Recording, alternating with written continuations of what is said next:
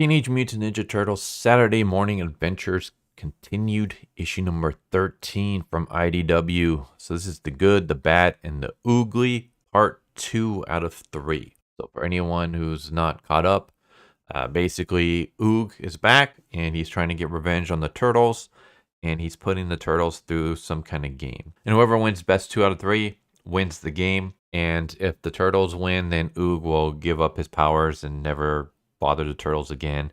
And if Oog wins, then, well, he'll destroy the Turtles. And in the last issue, the Turtles won the game, which was fighting a giant dragon. And the cliffhanger was that a crossover of a bunch of turtles from other dimensions have shown up. So we have our Saturday morning cartoon from the 80s Turtles, 87 Turtles. And they are going up against Leonardo from the Mirage comics, Michelangelo from the Nickelodeon CGI series, Jenica from IDW current run. I hate this character so much. I absolutely despise Jenica. Jesus Christ, I hate her so much. We have Raphael from the Rise of the Teenage Mutant Ninja Turtles, and we have Donatello from the 2004 cartoon series, which Mirage was actually heavily involved in, and that series is fantastic. Like, if you want to see like a series that is as close to Mirage as we've ever gone, it'll be the 2004 series. So yeah, basically the Turtles have to fight against the crossover counterparts. And so Oog transports them to different like dimensions. So we have the two Mikeys in this like weird cyberpunk universe. We have the two Donnies in this weird, like, almost looks like a catwalk straight out of Star Wars. We have Raph and Mirage Leo fighting in the jungle. And we have 80s Leo fighting against Jenica in the snow. And while like Mikey and Donnie don't really want to fight necessarily, the Mirage Turtle obviously wants to fight, and Jenica obviously wants to fight.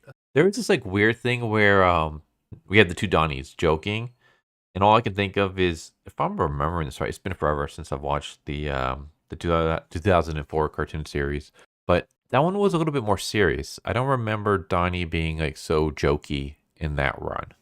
Like, that was more like Mikey's shtick. But yeah, we have Jenica fighting Leo, trying to kill him, and he's fighting back and chucking snow in her face and stuff like that.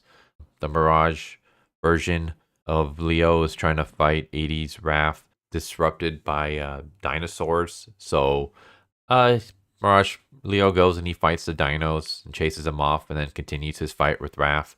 And I kind of wish that this is what we got, that we got more of this, that we had more of the Turtles fighting their counterparts. It also would have been nice if there was some kind of mention of previous crossovers, because the 80s cartoons have crossed over with other Turtles before, at least for sure in Turtles Forever. And even in that one, the 2004 Turtles crossed over with other Turtles. There's been, basically what I'm trying to say is there's been crossovers before, so it'd be nice if they kind of like had callbacks to that. But I also would have just liked to see them fight, especially the Mirage Leo, because Mirage Turtles is freaking awesome, and it would be cool to see them fighting. But instead, we don't really get too much of that. We get a little bit of that, but a lot of it is just them kind of just chit-chatting and talking. Like, we have a point where the two Mikeys decide, hey, instead of fighting each other, why don't we just have like pizza for now? And then afterwards, we can maybe fight. And it turns out that this was actually a setup, that the Nickelodeon Mikey was just trying to lead 80s cartoons Mikey into a false sense of security. Because one thing you probably have noticed is that I haven't mentioned Rise of the Teenage Mutant Ninja Turtles Raph at this point in time. I haven't mentioned him yet. And that's because he was hiding this entire time, and he sucker punches 80s Mikey and knocks him out. And so Oog wins this round. So now it's 1-1. And Leo's like upset. He's like, first, that was a cheap shot. Second, like, okay, we lost. Free the other turtles now. Like, send them back to their dimensions. And Oog's like, oh, you guys weren't fighting other turtles. That was just your imagination. And then they bring back Creepy Eddie again. I'm like, man, how many times are they going to bring Creepy Eddie back into this into this run? This is like the third time already. They keep bringing this guy back. So yeah, it turns out that Creepy Eddie was saved by Oog, because last time we saw him, he was it was a Halloween special, right? And he lost. He had a game with the Turtles, which he lost, and so he was like trapped in hell or something. He was trapped in or the nightmare world, something like that. But anyways, Oog freed him, like because he offered a deal to Oog, and so yeah. In the end, it turns out that these weren't crossover turtles; they were actually just imagination. They were nightmares created by Creepy Eddie, and Creepy Eddie decides to go against Oog's orders, and instead of letting the game continue, he tries to like kill the turtles here and now. And there's a little bit more, but I'm not gonna spoil the rest. I will say this was okay. Maybe it's just I had my hopes up, and I was like kind of just like building up what the next issue was gonna be. Because like once I got the crossover cliffhanger from the last issue, I was like, okay, this is gonna be cool. We're gonna have 80s cartoon turtles fighting against these crossover turtles. This is going to be pretty awesome. And we didn't really get too much of that. Maybe 1/3 of this issue is them.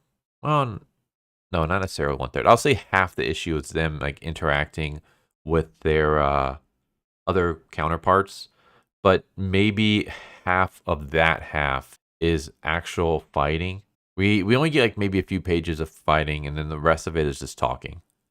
So they're just like kind of chatting with each other, and then Mikey gets sucker punched. So I was like, okay, that kind of, I don't know, that was kind of a letdown. I was kind of hoping for just like a big giant fight scene. Then again, this is like a comic geared more towards like kids. So I guess they're not going to put in a lot of fight scenes.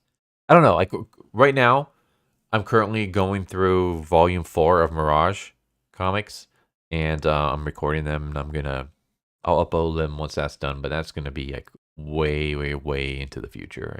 Like I still have a long way to go. But basically I've been reading those issues. And there's a lot of fights in that, which is awesome.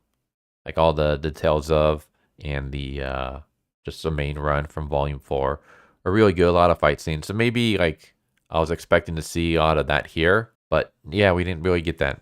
We didn't really get a lot of fight scenes. It was just more of a little bit of fighting, a lot of talking, a lot of, hey, like maybe we should not fight each other. Maybe we should try to come up with a way to beat Oog without having to resort to violence. Oh, there's nothing we can really do.